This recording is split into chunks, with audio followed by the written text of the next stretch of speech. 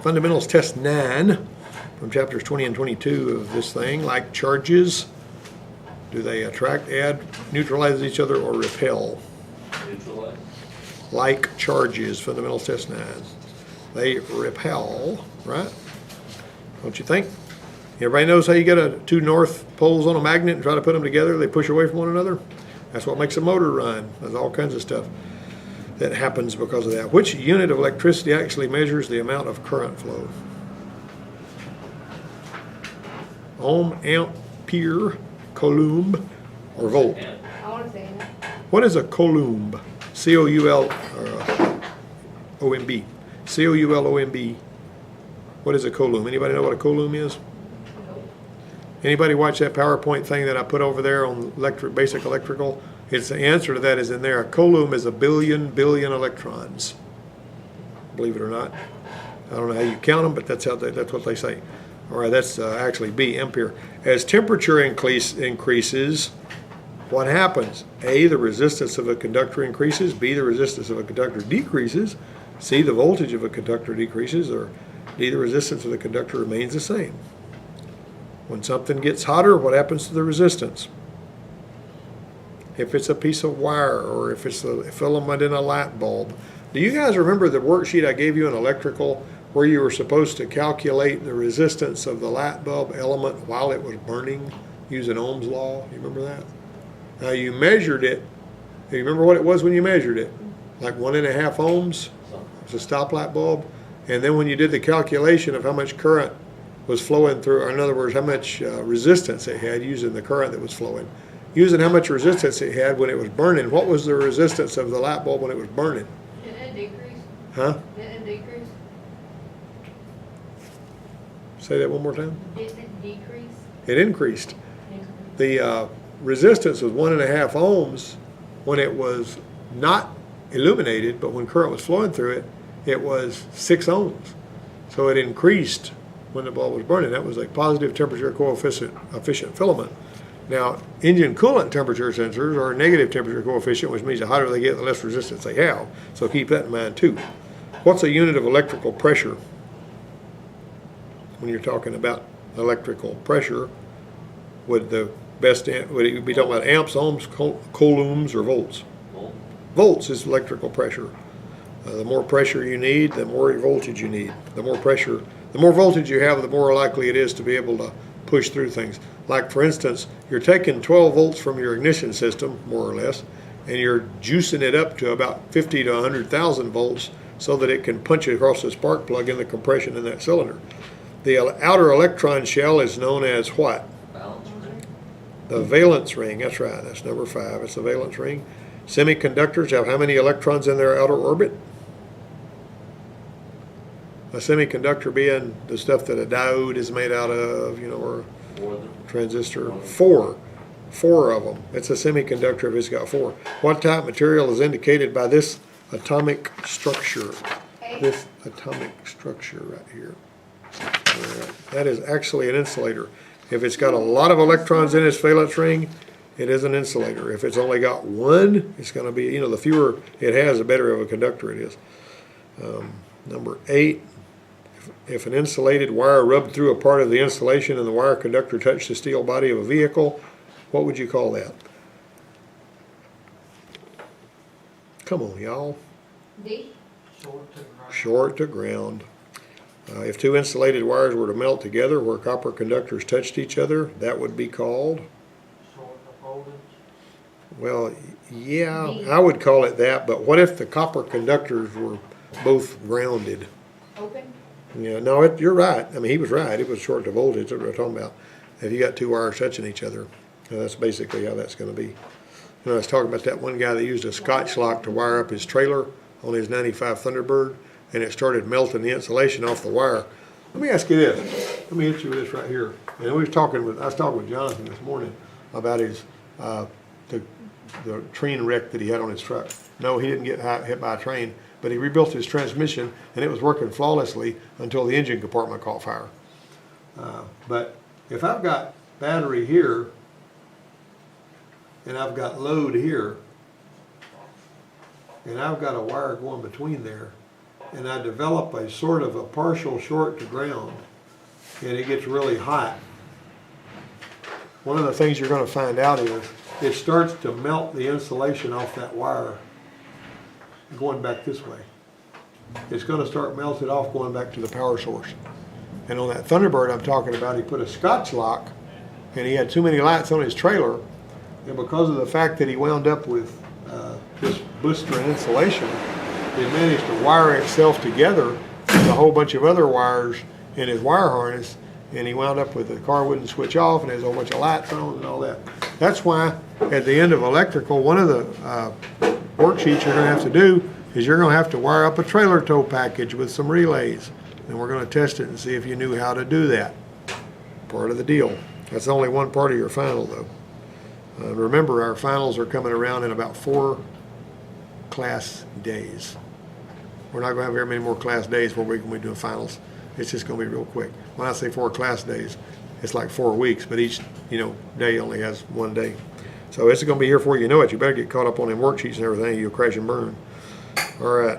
Let me see. If 12 volts are being applied to a resistance of 3 ohms, how many amps will flow? C. What's 3 into 4? What's 3 into 12? 4. So you said C. You didn't say 3. C and 3 sounds alike. I said C. Oh, okay. Well, you should have said Charlie. You know the rule. Okay. You need the rule on that, or cop, or something like that. Number 11. High resistance in an electrical circuit can cause what? Any of the above. Dim lights, clicking of relays or solenoids, slow motor operation. If you've got a dim headlight or anything that's not working right, you can actually check, get it started working, and go with your voltmeter and connect to where the volts is going to it, and just go directly to the hot side of the battery, and you'll find out how much voltage is being lost. If it's supposed to be running full speed and there's not supposed to be any voltage drop, or there's no resistors in the circuit, then that's what the deal is going to be on that. You can find voltage drop even on a dim headlight or something if you do it right. Something else you can do, if you're looking for a parasitic drain on an electrical system, one of the new things is if you take your voltmeter and you measure voltage drop across every one of the fuses, one at a time. And one of the fuses is going to show more voltage drop than the rest of them. That's going to be the one you're looking for. All right. If 200 amps flow from the positive terminal of a battery and operate the starter motor, how many amps will flow back to the negative terminal on the battery? Is it D? It's actually A, 200 amps. You're going to have 200 amps everywhere in the circuit all at the same time. Always remember that. Amperage flow is going to be the same everywhere. Voltage is not. You're not going to read 12 volts on the negative side of the circuit, but you will read 200 amps because it's all flowing in a circle. Inductive amp meters work because of what principle? It's not magic. It's not electrostatic electricity. The voltage does not drop as it flows through a conductor. The magnetic field surrounds any wire carrying a current, and that can be measured with the right kind of device. A meter used to measure amps is called an Is it C? C. Did you say C? Yeah. You should have said Charlie. An ohm meter should be connected to the circuit or component being tested how?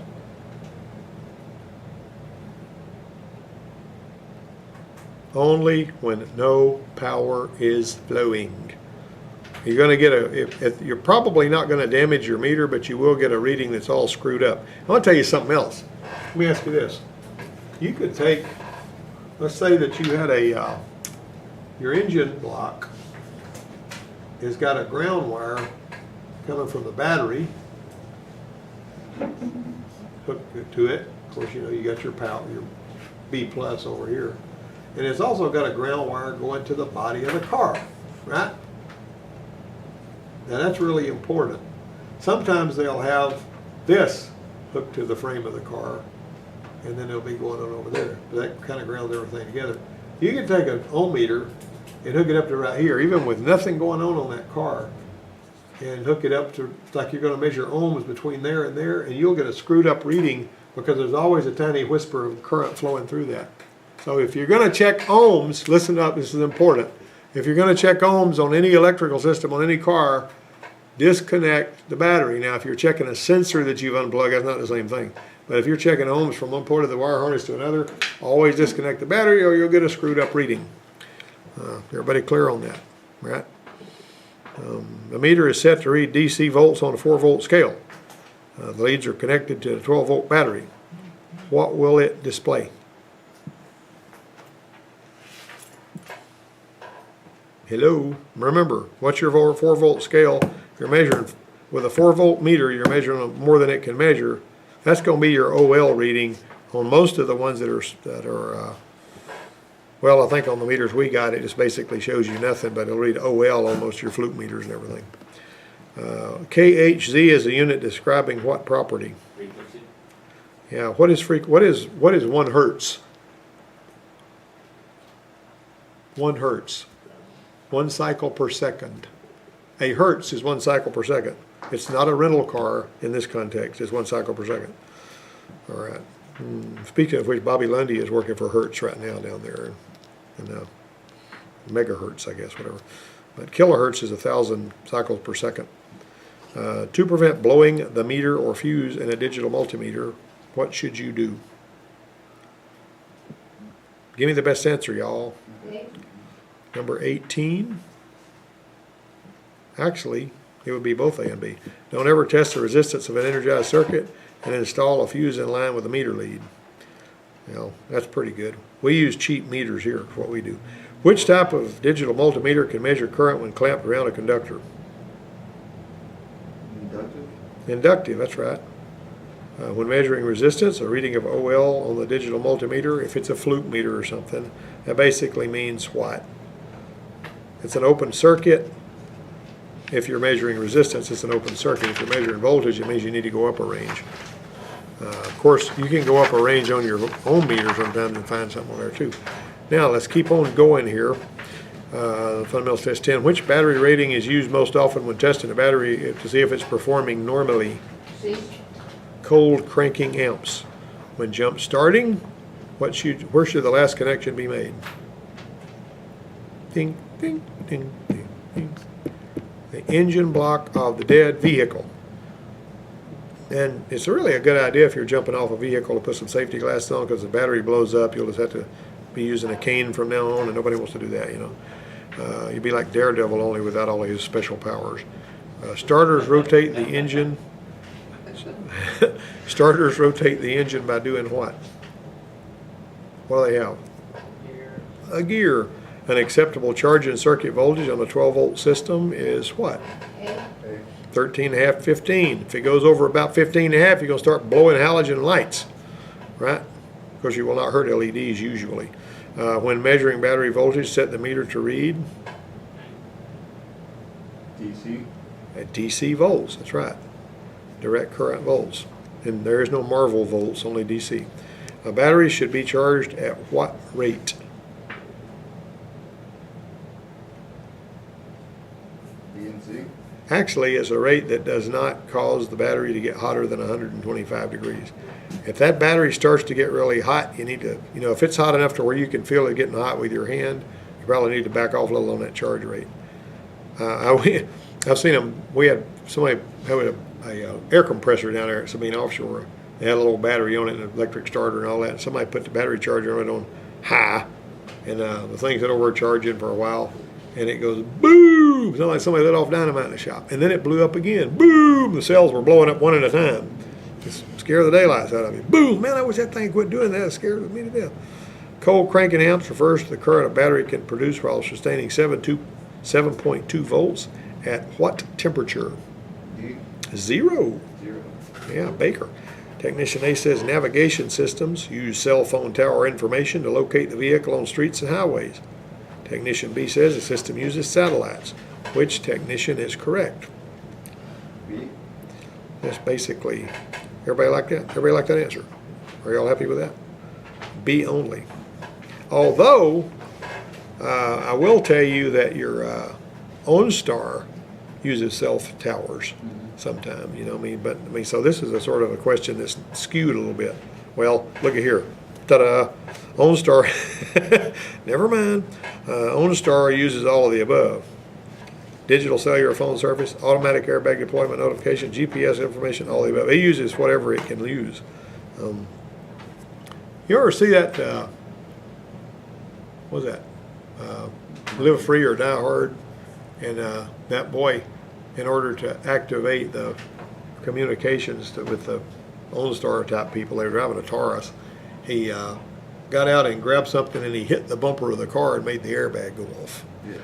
Which is sort of, Has there been an accident? that's sort of dumb, because you're not going to be able to take a stool or a sledgehammer or something and hit the bumper of the car and make the airbag go off. Although some of the Chevrolet stuff used to run over curbs and stuff and it go off, but the car typically has to stop. It has to be going 20-something miles an hour and it's got to stop suddenly and then it lights off. You know, that's usually how they go. Not even just hitting it with I thought it was a something. broken mercury tube. that What if you just hit that activated. sensor? Huh? Like if you hit that sensor over there with a hammer? Well, there's two sensors on the older ones that have to close at the same time. See what I'm saying? In other words, the hot and the ground on them, or on the older ones, they had little gold balls. They were sitting on a magnet, and they had a couple of contacts down at the end of this little tunnel. It was the opposite end of that magnet. And if the whole car had to stop at the same time, boom, and then both those gold balls would break loose from their magnets with a certain amount of impact and roll down there and make the contact, but both of them got to be contacted at the same time, and that's when it lights off. So both sides of that thing were cut. Now there's these little airbag modules like this one right here that I've got taken apart. I pilfered some of the capacitors off of it. But you see this little sensor right here? This little sensor right here's got an arrow on top of it. And that's actually going to be mounted inside the car, kind of on the bulkhead or something. Hear that? That's what that is. You know. Now, I would not get in a vehicle with this plugged in and the airbag system activated and do that, because you might cost somebody $1,000. Or the airbags ain't cheap, you know. But I mean, that's basically, see, that's what that does. That one there's a bunch of different ways they come up with this. TRW made this one. And that's one out of a Jeep or something. You know, you can go around with. But there's a bunch of different ways they do it.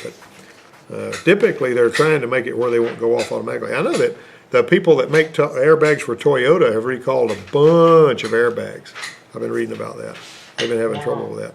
Huh? My buddy's got a little Ford Ranger, and he got his rollback stuck, and they're trying to snatch it out with a Ranger, and he snatched it hard enough that airbags went off. Yeah, he hit the end of it like it felt like it was the same effect as if running into something, because he was hitting the end, probably something like that. I used a stretchy rope about 100 feet long one time to jerk a truck out of a bog, and I found this rope over a really strong nylon. It was by where these ships had been docking down there on the dock, and that truck was buried all the way down to where the bumper was nothing but a bumper was sticking out of the mud, and he had street tires on it. I had street tires on the truck I was driving too, but I made a loop, tied a bowling knot on each end of that thing, hooked over a trailer ball and told him to put it in reverse, and I hit the end of that rope going about 100 miles an hour, well, probably 40, and it stretched that rope and stretched it and stretched it, and it sounded like a cork popping. It popped him out of there like, you know, you can stretch a rope and jerk somebody out of there real good if it's a good strong rope. But anyway, here we go. If the maintenance reminder light comes on, it means the owner should A, have the air filter changed, B, have the oil changed, C, have the tires rotated, any of the above, depending on the vehicle and model. Any of the above, depending on the vehicle and model. What should the driver do if the TPMS warning light comes on steady? And I like that little bunch of warning light stuff you sent me, Daniel, because that's funny. My son Luke's got a friend named Joey that had texted me that the very same morning. I thought that was plumb. He must have got it off Facebook or something. What should the driver do if the TPMS warning lamp comes on steady? That's number 11. Check the tire inflation pressure. Some vehicles need to have the spare tire checked because they may have a sensor in that. Keep that in mind. Use the pressure printed on the decal near the driver's door for the specified pressure. Number 12. How does changing the size of the tires affect the speedometer rating? Ooh, these are long answers I'm not going to take time to read, but what's it going to do to your speedometer reading? It's going to increase the speed. It's going to cause the speedometer to read faster than the actual speed and more than actual mileage on the odometer because you got more turns.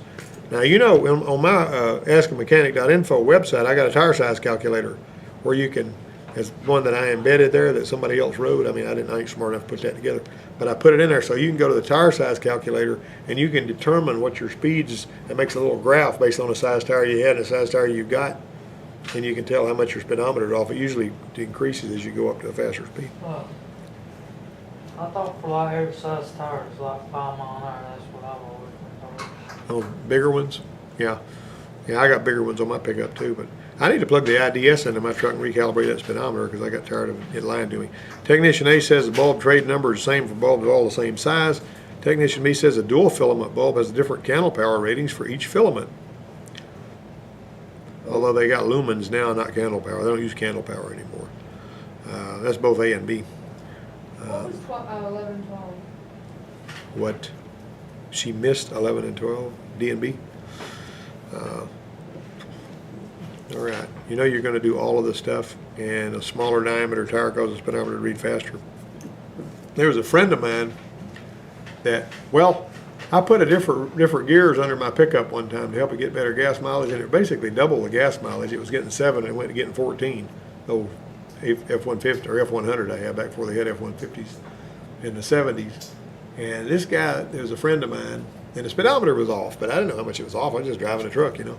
And this friend of mine broke down in Lake Charles, Louisiana, and I was living in Port Arthur at the time. And he said, "Can you come get me? Because my little Chevrolet Vega, had a water pump go out or something. He needed me to drag him back into the house." So I went and threw a rope on that thing, and we was coming through Lake Charles. I don't know if you've ever been through Lake Charles, Louisiana, but they got these sweeping curves on the interstate and all that stuff. And when we got back, he says, "You were scaring me to death." I said, "What are you talking about?" I said, "I wasn't going at about 60, 65. He said, "Heck, you wasn't." He said, "My speedometer's reading 85 miles an hour, and on one of them curves, I was going into a power slide." Slinging him around. I didn't know I was going that fast because my speedometer was off, and I just figured I just got used to the way it drove, you know. Let me see here. Technician A, wait a minute. The letters NA and a light bulb trade number mean what? Natural amber. Natural amber. Look at that. Listen to the guy that worked at the parts house. Which type of headlight has a blue color? Halogen. That's actually, which one is it? Yeah, the xenon. Halogen light bulbs are the plain old bulb like we always change. A technician replaced an 1157 NA with 1157 A bulb. What is the most likely result? The amber color is a different shade. I want to tell you something I discovered. This lady next door had a blown out stoplight on her Mitsubishi, and I took a natural amber bulb that I had hanging on my board over my little workbench there, and I just stuck it in there, and you couldn't tell that it was any different from the bulb that was supposed to go in there. So if you're pushed for it, you can put a natural amber bulb in a stoplight, and you can't tell no difference. We over at the parts house, I can't remember what car it was, but it was like, for example, like 1157A, and then it was like 11 like the NA, and it was for a tail light. And the thing is if you would put it in there, it wouldn't even work at all. Really? And it'd come up like your tail light was wrong, and it was just, and I switched it with another one. It was actually just like a different letter, Mm-hmm. and it was working perfectly fine. The guy, in the entire time, he changed out the brake switch, like, cause he put both the bulbs in both of his. He things. put 2 bulbs in there that wouldn't work, and it beat him up. Yeah, and I Yep. just changed it out, and I That's- grabbed one of the boxes from That's the easy store, to do. Changed it out, and he was like, "I just spent like $100 and something." That is good information to have if you remember that. What's used for daytime running lights?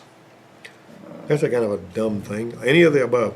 High beam lights, separate daytime running lights, or parking lights. Any of them can be used for that. Defective brake switch could prevent proper operation of any of the above. Shift interlock, cruise control, ABS brakes. Somebody can't get their vehicle out of park, check the stoplights. Technician replaced one high intensity discharge headlight due to road debris damage. Which is the most likely result? The headlight color will now be different. And true or false, the headlights are properly aimed when they point straight ahead on high beam. That is true. Now, I've got a place over there where I adjust headlights. I got pieces of tape on the wall over there, and you drive in there straight into that stall over there and shine it on the wall. You can adjust your headlights pointing the piece of tape. Works real good.